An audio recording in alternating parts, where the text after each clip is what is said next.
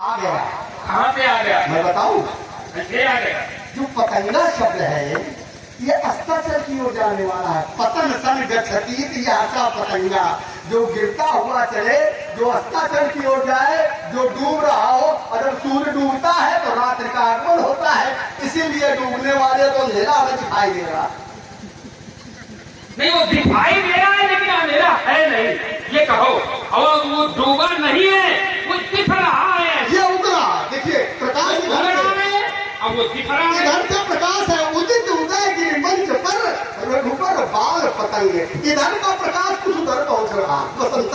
ऐसा नहीं है, ये अभी ये बात नहीं हो सकती है कि इधर का उधर पहुंच रहा है। बताया गया प्रकाश की अगर बात है तो राजकुमार यहाँ भी प्रकाश और वहां भी प्रकाश। अब प्रकाश है कैसे? तो कह बंदो नामो रामो रघुबर को देखो कृष्ण भानु निमय कर को। कृष्ण भानु और भीमकर। कृष्ण नाम अग्नि का, अग्नि नाम आवेश का, आवेश का अवतार परशुराम। भानु भानु बन चुके राम और भीमकर आगे आने वाले समय पर जिसको चंद्रवंश कहा जाएगा। तो राजकुमार बहुत विशेषता है कृषाणु, भानु और भीमकर।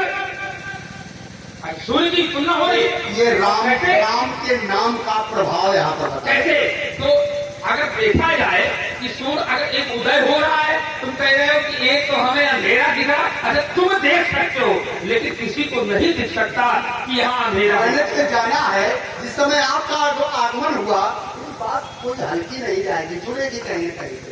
जिस समय महात्मा परशुराम जी का आगमन हुआ संसार में, तो इनके लिए क्या बताया गया? त्रेतादिन भगवान जन्म 300 बैसाख मासे सुबह निशायाम प्रथमे यामे, निशायाम प्रथमे यामे रामाख्य समय। आगे वो शब्द में छुपा रहा हूं जानबूझ के। फिर आगे क्या है? स्वेच्छे खड़ ग्रहे युक्त मिथुन राय संस्कृत रेणुका गर्भाद त्याग। तो आगमन कब हुआ? जब निशायाम प्रथमे यामे। ध्यान देना, जब सूर्य होगा तो क्या निशा होगी? प्रकाश होगा तो क्या रात्रि होगी? और यहाँ प्रमाण क्या है? निशायाम प्रथमे यामे। तो कहीं ना कहीं तो यहाँ पर कुछ तो प्रभाव में न्यूनता है, इसे आपको स्वीकार करना पड़े। अधनु तोड़ने वाले का प्रभाव क्या बताया जा रहा? उदित उदय गिरि मंच पर रघुबर बाल पतंग। जब सूर्य निकलता है तो कुमुद संकुचित होते हैं और कमल खिलते हैं। और देखिए वो निकला, प्रकाश हुआ तो कमल खिले। कौन से कमल खिले? विकसे संत सरोज सब।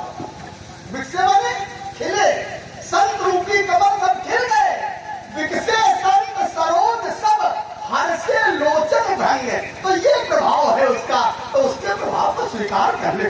आयो बिल्कुल कमल पतंगा, कमल वहां तो कमल यहाँ भी। ऐसा नहीं है। तो राजकुमार हमारा जो कहने का दर्शन था वो था वहीं से कि जहां पर तुम अलग कर रहे हो तो वो अलग नहीं हो सकता। क्यों? ये अपनी बात से कहता है कि आप अस्ताचल वाले हो, यद्यपि आप तो जानने वाले हो। यहाँ तो कहा गया है कि पृथ्व्याम न बसे निशाम। जब हम पृथ्वी पर निशा के समय आ ही नहीं सकते हैं तो हमारे सामने निशा कहाँ से आ गई? नहीं, पृथ्वी पर नहीं ठहर सकते। तो ये तो कश्यप को आपने वचन दिया है कि मैं रात में यहाँ नहीं, हमारे सामने निशा कहाँ से आ गया? लेकिन यहाँ जो निशायाम प्रथमेयाम में, ये तो आपके लिए, हमारे लिए नहीं। ये कथन में किसी ने अपने भाव काठत लाभ जून धन तोरे देखा। क्या क्षति हुई? क्या लाभ हुआ इस सरे धनुष के तोड़ देने से? इसे तो देखा राम। ये कहने धनुष तोड़ने वाले को किसी ने बताया नहीं, अब हम बता रहे हैं। जी हाँ, आप हैं अनिल कुमार वर्मा, रेलवे स्टेशन माने हो। आपके द्वारा 50 मुद्राएं श्री भागवत परशुराम जी को एवं लखनलाल जी को प्रदान की गए। साथ ही साथ आप हैं प्रदीप कश्यप, जो कि हमारे प्रधान जी के सुपुत्र हैं, भारतीय जनता युवा मोर्चा जिला उपाध्यक्ष भी हैं। आपके द्वारा भी 50 मुद्राएं भागवत परशुराम जी को एवं लखनलाल जी को प्रदान की गई। साधु एक बात बता दूं, ये संवाद से थोड़ा हट के समझा रहा हूँ, क्योंकि हमें तो परशुराम जी के विरोध में बोलना ही है, ये मेरा चरित्र है। इनको धनुष तोड़ने वाले के विरोध में बोलना है, ये इनका चरित्र है। ये जो संवाद अभी चल रहा था कि महात्मा परशुराम जी भी सूर्य हैं और धनुष तोड़ने वाला भी सूर्य है, तो एक के प्रकाश में न्यूनता है अर्थात अंधकार की ओर है, एक के प्रकाश में तीव्रता है क्योंकि प्रकाश उनका बढ़ रहा है। ये क्यों कहा गया? क्योंकि जब दो सूर्य होंगे तो एक सूर्य का पराभव होगा ही। एक भूमंडल पर या एक ब्रह्मांड में एक ही सूर्य ठहर सकता है, दूसरा सूर्य ठहर नहीं सकता है। इसलिए जब एक सूर्य का उदय इधर हो रहा है तो दूसरे सूर्य का पराभव होना निश्चित है। ये इसका रहस्य, और कोई बात नहीं है।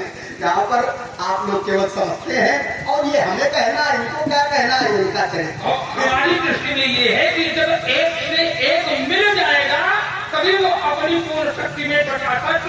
तो आप मिलना कहाँ चाहते हो? अरे तो हम मान लेंगे, आप तो देखना चाहते हो, हम ऐसे थोड़ी मान लेंगे। आप तो देखना चाहते हो, आप तो कह रहे हो वेग दिखाओ। ये अपने अब समस्या ये है कि सूर्य को कोई देख भी नहीं सकता। सूर्य से आप मिला सकते हो क्या? एक बार इन्होंने मिलाने का प्रयास किया तो क्या हुआ? अतिलोचन। मिलाने का प्रयास तो किया तो अतिलोचन। क्यों? क्योंकि रूप अपार, उसका अपार रूप है, बहुत तेज है, उसकी किरणों रश्मियों में बड़ी तीव्रता है, आप ऐसा समझेगा। इसलिए अगर आप मिलना चाहते हो, हम तो चाहते हैं कि मिला दें, हाथ पकड़ के कहो मिला, लेकिन अभी आप मिलना नहीं चाहते, इसीलिए तो मैं बता रहा हूं। देखा किसने? धनुष तोड़ने वाले ने, अर्थात राम ने। क्या? नयन के भोरे, नए के धोखे से देखा, परिणाम सामने है। छुअत टूट रघुपति न दो शब्द हैं, छूने से और छूते ही। छूने से नहीं टूटा है, लेकिन छूते ही टूटा है, इसमें रघुपति का कोई दोष नहीं। चलिए, लक्ष्मण कुमार के कथनानुसार अब इसमें एक विचार चिंतन और हमारा आ रहा है। जी जी। चिंतन ये है कि सूर्य को कोई देख नहीं सकता। एक बहुत बड़े महर्षि रहे, उन्होंने सूर्य से ही देख करके दृष्टिगोचर करके ही तपस्या प्राप्त किया। और अगर सूर्य तो लक्ष्मण कुमार के कथनानुसार ये है कि रहे ठाकी लोचन, जब आप देखने लगे तो निर्विकसित हो गए। अब देखा क्या? रूप अपार। अब यहाँ पर हमारा चिंतन ये है कि मार मदमोचन, हमने क्या देखा? वो मार मदमोचन कौन है? भगवान शंकर। भगवान शंकर का दर्शन हमने किया और भगवान शंकर में अगर उसका दर्शन होने लगे तो वहां पर पूरा स्पष्ट हो जाए। भगवान शंकर में उसका दर्शन कर रहे हो तो उसमें भगवान शंकर का, उसमें भगवान का, उसमें भगवान शंकर के दर्शन। और अगर भगवान शंकर में उसका दर्शन होने लगे तो वो स्पष्ट हो जाएगा। जब तक ये नहीं होगा, या आज तक भी धरातल में जितने भी अपने इष्ट के, अपने स्वामी के, अपने परमात्मा के अनुराग में, भक्त में डूबते हैं, जब तक ये उपस्थिति नहीं जीवन में आती तब तक उसकी पूर्ण रूप से स्वीकार नहीं होती। अगर आपके चिंतन में या आपकी दृष्टि में जब ये भाव आ गया कि उसके ऊपर जब दृष्टि गई तो आपने भगवान शंकर का दर्शन किया, ये दिव्य सिद्धांत ये है। हरि और हर में कोई भेद नहीं है। हरि हरयो भेदो नाथ, ये सिद्धांत है।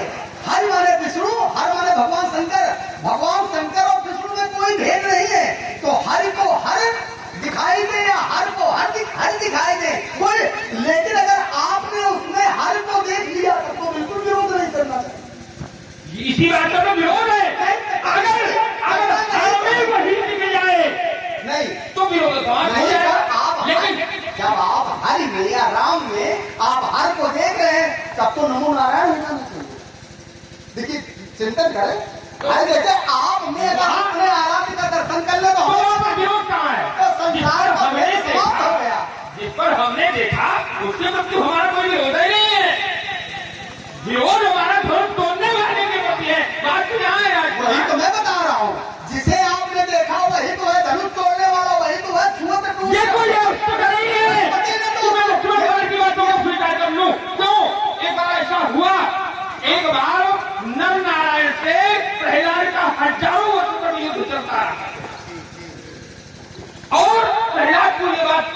संज्ञान में नहीं थी, जानकारी में नहीं थी कि मैं जिनसे युद्ध कर रहा हूं वो स्वयं परमात्मा है। युद्ध चलता रहा और जब बहुत समय तक युद्ध चला तो प्रजापति ब्रह्मा आए और उन्होंने बताया कि प्रयाग तुम जिनसे युद्ध करते हो वो नर नहीं, वो नारायण है, वो साक्षात परमात्मा है। तो प्रजापति ब्रह्मा की बातों को सत्य मान करके प्रहलाद ने शस्त्र डाल दिया। तो लक्ष्मण की बात को सत्य मान करके अभी बात पूरी नहीं हुई। और न तो तुम ब्रह्मा हो न तुम ब्रह्मा जैसे हो कि लक्ष्मण की बात पर राम मान, तुम्हारी बात तो हम माने नहीं सकते। देखिए कभी कभी आदमी यही धोखा खा जाता है। कहते लक्ष्मण ना तो तुम ब्रह्मा हो, तो केवल ब्रह्म की मानोगे और किसी की नहीं मानोगे। हो सकता है कि हम उससे भी कुछ ऊपर हो या समकक्ष के हो,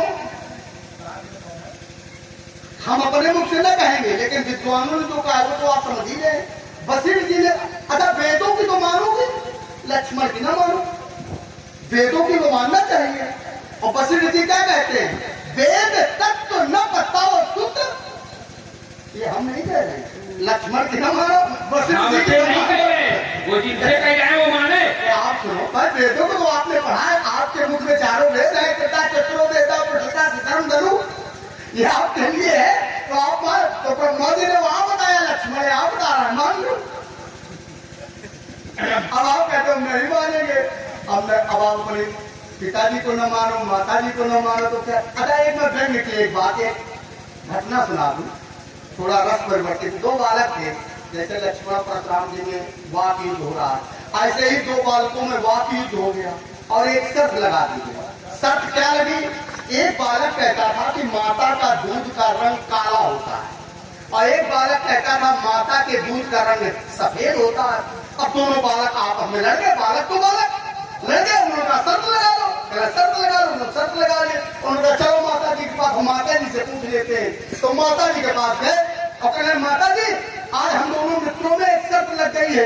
अरे बेटा काहे की शर्त लगी?